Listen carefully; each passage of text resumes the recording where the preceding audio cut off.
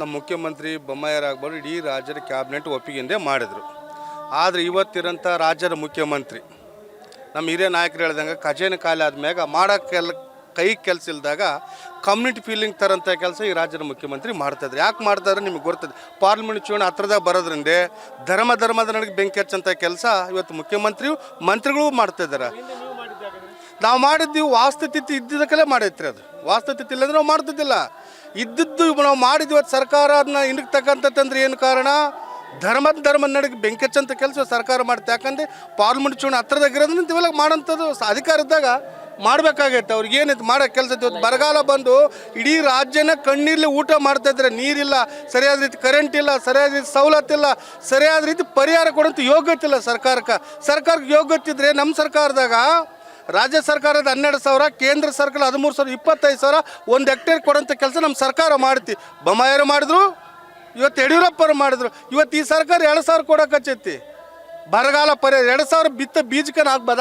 ಯಾವದಕ್ಕೂ ಆಗ್ಲಾರ್ದ ತುಟಿ ತುಪ್ಪಚ್ಚಂತ ಕೆಲಸ ನಾವು ರಾಜ್ಯ ಸರ್ಕಾರದವ್ರು ಬರಗಾಲ ಪರಿಹಾರ ಕೊಟ್ಟಿವೆಂಬ ಹೇಳಿಕೆಮಕ್ಕಾಗಿ ನಾಳೆ ಹಳ್ಳಿಯಲ್ಲಿ ಹೋದರೆ ಇವರು ಕೊಲತಂದು ಓಡಿಸ್ತಾರೆ ಕಾಂಗ್ರೆಸ್ನವ್ರು. ಅದಕ್ಕಾಗಿ ಇಲ್ಲದ ಹೇಳಿ ಕೊಟ್ಟಿವೆಂಬ ಒಂದು ಸಂಘ ತೋರಿಸ್ಬೇಕು.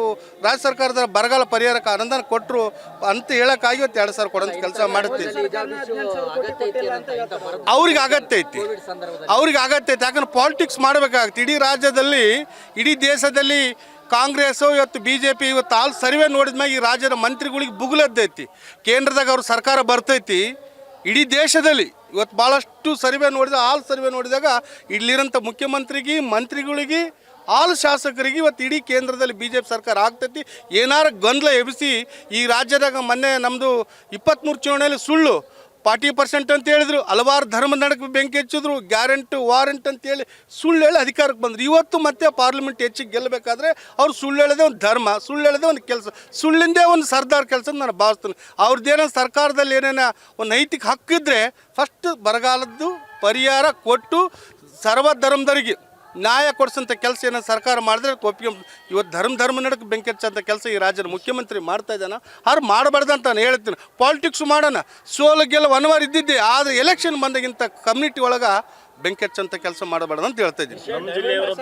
ನಮ್ಮ ಜಿಲ್ಲೆಯವರೊಬ್ಬರು ಮಂತ್ರಿಗಳಾಗಿದ್ದಾರೆ. ಹೆಚ್ಚಿನ ನಿರೀಕ್ಷೆ ಇತ್ತು ಜಿಲ್ಲೆ ಅಭಿವೃದ್ಧಿ ಆಗುತ್ತೆ. ನಿಮ್ಮ ಕ್ಷೇತ್ರದ ಈಗಿನ ಶಾಸಕರು ಮತ್ತು ಸಚಿವರ ಬಗ್ಗೆ ನಾವು ಹೇಳ್ಬೇಕಂದ್ರೆ ಕನಿಷ್ಠ ನಿಜವಾಗಿ ಹೇಳ್ಬೇಕಂದ್ರೆ ಮಾಧ್ಯಮ ಮಿತ್ರರಿಗೆ ಎಲ್ಲರಿಗೂ ಗೊತ್ತಿದ್ದೆ ಆ ಮನುಷ್ಯ ಎಷ್ಟು ಸುಳ್ಳು ಹೇಳಿದ ಅಂತೇಳಿ. ಫಸ್ಟು KDP ಹೇಳಿದ ಸಮಬಾಳು ಅಂತ ಹೇಳಿದ. ಇವತ್ತು ಬಾಳು ಎಲ್ಲಾಗೈತಿ, ಸಮಪಾಲು ಎಲ್ಲಾಗೈತಿ. ಎಲ್ಲ ಈ ಜಿಲ್ಲಾ ಉಸ್ತುವಾರಿ ಮಂತ್ರಿನ ಹೇಳಿದರು ನಾನೆಲ್ಲ ನ್ಯಾಯ ಕೊಡಿಸ್ತು ಜಿಲ್ಲಾಕ್ಕೆ ಡೆವಲಪ್. ಪಾಪ ಈ ರಾಜ್ಯದ ಮುಖ್ಯಮಂತ್ರಿನೇ ಸಮಾಂತರ ಜಲಾಶಯ ಮಾಡಬೇಕಂತ ಔಷಧದಲ್ಲಿ ಹೇಳಿದ್ರೆ ಈ ಜಿಲ್ಲಾ ಉಸ್ತುವಾರಿ ಮಂತ್ರಿ ನಾವು ಮಾಡಲ್ಲ ಅಂತ ಹೇಳ್ತೇನೆ. ಅಂದ್ರೆ ಎಷ್ಟು ಈ ಮನುಷ್ಯಾಗ ತಿಳುವರಿಕೆ ಇಲ್ಲ ಅಂತ ನನ್ನ ಭಾವನೆ. ನಾನು ಹೇಳ್ತೇನೆ ನಾನು ಎಜುಕೇಟೆಡು, ನಾನು ಭಾಳಷ್ಟು CM ಪಕ್ಕದಿರೋಂಥ ಮನುಷ್ಯ. ಆತನದೇನು ಶಕ್ತಿ ಇದ್ದರೆ ಸಮಾಂತರ ಜಲಾಶಯ ಮಾಡಲಿ. ಇಂಗ್ಲಿಷ್ ಸರ್ಕಾರ ಯಾವುದೇ ಸರ್ಕಾರ ಇದ್ದಾಗ ಈ ಜಿಲ್ಲೆದ 4 ಜಿಲ್ಲೆದ ಭವಿಷ್ಯ ಬದಲಾವಣೆ ಆಗಬೇಕಂತ 16,000 ಕೋಟಿ ಪ್ರಾಜೆಕ್ಟ್ ಅದು DPR ಮಾಡಿ ಇಂಗ್ಲಿಷ್ ಸರ್ಕಾರ 1,000 ಕೋಟಿ ಕೊಟ್ಟರು. 1,000 ಕೋಟಿ ಕೊಟ್ಟು ಔಷಧಿನ ಅನೌನ್ಸ್ ಮಾಡಿದ ಮಗುಡಿ ಇವತ್ತನ್ನು ಕಾರ್ಯರೂಪಕ್ಕೆ ತರಂತ ಕೆಲಸ ಹೇಳ್ರಿ. ಎಲ್ಲ ಸುಳ್ಳು ಅಧಿಕಾರಕ್ಕೆ ಬಂದಾರ. ಇವತ್ತು ಕಾಂಗ್ರೆಸ್ CM ಹೇಳ್ಯಾರ ಈ ಜಿಲ್ಲಾ ಉಸ್ತುವಾರಿ ನಂತರ ಮಾಡಲ್ಲ ಅಂತ ಹೇಳಿದೆ. ನಿಮಗೆ ಗೊತ್ತು, ನಿಮ್ಮ ಮಾಧ್ಯಮದ ಮುಂದೆ ಹೇಳಿದೆ ಸುಳ್ಳು ಅಲ್ಲ. ಅವ್ರಿಗೆ ಏನು ಹೇಳ್ಬೇಕಲ್ಲ, ಅಧಿಕಾರಕ್ಕೆ ಬಂದಿದ್ದನ್ನು ಸುಳ್ಳು ಹೇಳಿ ಇವತ್ತು ಅದು ಕೂಡ ಸುಳ್ಳು ಹೇಳ್ತಾ ಇದ್ದಾರೆ. ಈ ಜಿಲ್ಲಾ ಉಸ್ತುವಾರಿ ಮಂತ್ರಿ ತಾನು ಹೇಳಿದ ಕನಿಷ್ಠ ವಾರದಾಗ 2 ಸಲ ನಿಮ್ಮ ಪ್ರೆಸ್ಸಿಗೆ ಬರ್ತಾನೆ, ಕೊಪ್ಪಳಕ್ಕೆ ಬಂದಗಳಿಗೆ ಪ್ರೆಸ್ಸಿಗೆ ಬರ್ತಾನೆ. ಯಾವ ಕಾರ್ಯರೂಪಕ್ಕೆ ಬಂದವ ಕೆಲಸ? ಅವ್ರು ಹೇಳಿದ ಮಾತು ಯಾವ ಕಾರ್ಯರೂಪಕ್ಕೆ ಬಂದವ? ಯಾವ ಬಂದಿಲ್ಲ. ಮೊನ್ನೆ ಹೇಳ್ತಾನೆ ಸರ್ಕಾರ ಕಡ್ಲಿದ್ದ ನಾವು ಹನುಮಾನ್ ಜಯಂತಿಗೆ ನಾವು ದುಡ್ಡು ಕೊಟ್ಟೆ ಅಂತ. ದುಡ್ಡು ಕೊಟ್ಟು ಸರ್ಕಾರ ಕಡ್ಲಿದ್ದಲ್ಲ, ಅಲ್ಲಿ ಹಾಕಿದ ಭಕ್ತರ ಕಾಣಿಕಿಂದ ಇವತ್ತು ಅಲ್ಲಿ ಹನುಮಾನ್ ಜಯಂತಿಗೆ ದುಡ್ಡು ಹಲವಾರು ಕೆಲಸ ಕಾರ್ಯಕ್ಕೆ ನೆರವೇರಿಸೋಂಥ ಕೆಲಸ ಆಯಿತು. ಸುಳ್ಳು ಹೇಳೋಂಥ ಕೆಲಸ. ನಮ್ಮ ಸರ್ಕಾರದಾಗ 100 ಕೋಟಿ ಅನೌನ್ಸ್ ಆಯ್ತು, 20 ಕೋಟಿ ಅನೌನ್ಸ್ ಆಯ್ತು, 2 ಸಾಲ ಇವತ್ತು ಕೆಲಸ ನಡೆದೈತಿ. ಇವತ್ತು ಮೊನ್ನೆ ಹೇಳ್ತಿದ್ದೆ ನಿಮಗೆ BJP ಸರ್ಕಾರ ಕೊಟ್ಟು ದುಡ್ಡು ಹುಡುಕ್ಬೇಕಂತ ಹೇಳ್ತೀನಿ. ಆ ಮನುಷ್ಯಗೆ ಎಷ್ಟು ನಾಚಿಗೆಟ್ಟವನೇ ನನಗಂತ ಅರ್ಥ ಆಗಲ್ಲ. ದೇವ್ರಿಗೆ ಕೊಟ್ಟ ಅಂತ ಅನ್ನದಾನ ಅದು ಯಾರಿಗೆ ಊರಿಗೆ ಕೊಟ್ಟಿಲ್ಲ, ಉದ್ಮಾನ ಕೊಟ್ಟಿಲ್ಲ.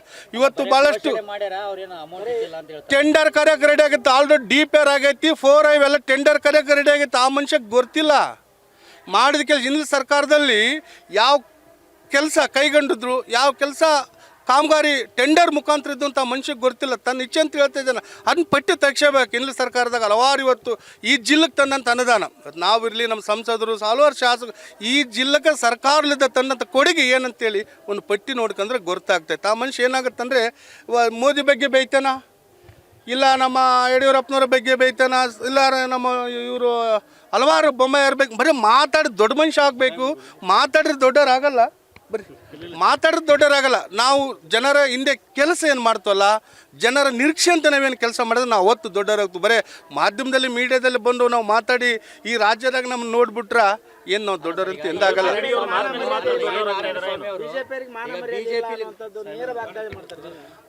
ನಾನು ಹೇಳ್ತಾ ಇದ್ದೀನಿ, ತನಗೆ ಮಾನ ಮರೆದಿದ್ರೆ ತಾನು ಕೊಟ್ಟು ಮಾತು ಈ ಜಿಲ್ಲೆ ನೆರವೇರಿಸಲಾರ ಒಂದೇ ನಾನು ಸವಾಲು ಹಾಕ್ತೀನಿ. ನಾನು ಹೆಚ್ಚಿಗೆ ಹೇಳಿ ರಾಜ್ಯದ ಬೇಗ ಆವಾಗ ಈ ಕೊಪ್ಪಳ ಜಿಲ್ಲಾ ಉಸ್ತುವಾರಿ ಮಂತ್ರಿ ತಮ್ಮ ಸರ್ಕಾರ ಕೊಟ್ಟಂಥ ಕೆಲಸ ಅಧಿಕಾರಕ್ಕೆ ಬರಬೇಕಾದ್ರೆ ಏನೇನು ಹೇಳಿದ್ರು, ಯಾವ್ಯಾವ ತಾಲೂಕಿನಲ್ಲಿ ಏನೇನು ಕೆಲಸ ಅಭಿವೃದ್ಧಿ ಮಾಡಿದ್ರು. ಬಟ್ 5 ಗ್ಯಾರಂಟಿಯಲ್ಲಿ ಹಲವಾರು ಸಣ್ಣ ಪುಟ್ಟ ಕೆಲಸಗಳು ಗ್ಯಾರಂಟಿ ಕೊಟ್ಟಾರ. ನಾವು ಅಧಿಕಾರಕ್ಕೆ ಬಂದ್ಮೇಲೆ ಇದು ಮಾಡ್ತೀನಿ. ಬರೀ ಯಾವತ್ತೇ ಕೇಳಿ ಎಲ್ಲೇ ಭಾಷಣ ಗ್ಯಾರಂಟಿ, 5 ಗ್ಯಾರಂಟು. ಅವು ಗ್ಯಾರಂಟಿ ಯಾರ ಅಕೌಂಟ್ಗೆ ಎಷ್ಟು ದುಡ್ಡು ಬಂದವಂತ ಇಡೀ ಪ್ರಪಂಚದಲ್ಲಿ ಗೊತ್ತಿದ್ದಂಥ ವಿಚಾರ.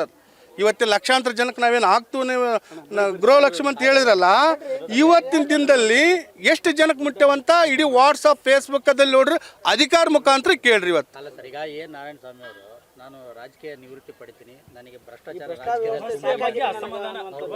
ನಿಮ್ಮ ಒಬ್ಬ ಬಿಜೆಪಿ ಇಲ್ಲ, ನಾನು ಅವ್ರ ಬಗ್ಗೆ ಅವ್ರ ಹೇಳಿಕೆ ನಾನು ಕೇಳಿಲ್ಲ. ಅವ್ರ ಬೆಸ್ಟ್ ತಿಳ್ಕೊಂಡು ಹೇಳ್ತೀನಿ ನಾನು. ನ್ಯೂಸ್ ಫಸ್ಟ್ ನಿರ್ಭೀತಿಯಿಂದ ನಿಮ್ಮ ಪರವಾಗಿ.